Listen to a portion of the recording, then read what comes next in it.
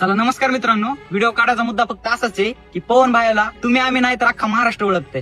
तर हे जे आताच मागले एक 2-4 आठवडे अगोदर 2च आठवडे झालं मोजून 2.5 मिलियन फॉलोअर कंप्लीट झालेत. म्हणजे 25 लाख इन्स्टा फॅमिली. मग त्यानं आतापर्यंत माणसं तर जीवा भावाचे लय कमावले, पण त्या माणसासोबत त्यानं काही जळके लोक पण कमावले.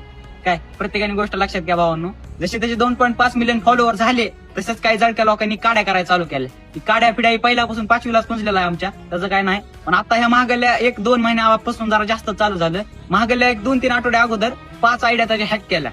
ती आयडिया वापस आल्या. ती आयडिया वापस आल्यानंतर ना आम्ही येरमाळ्याला गेलो, 5 येडे मारले देवीला. आणि तिथून वापस आल्यानंतर आज दुसराच आठवडा आहे मोजून, तर आज त्याचं direct main account permanent suspend केलं.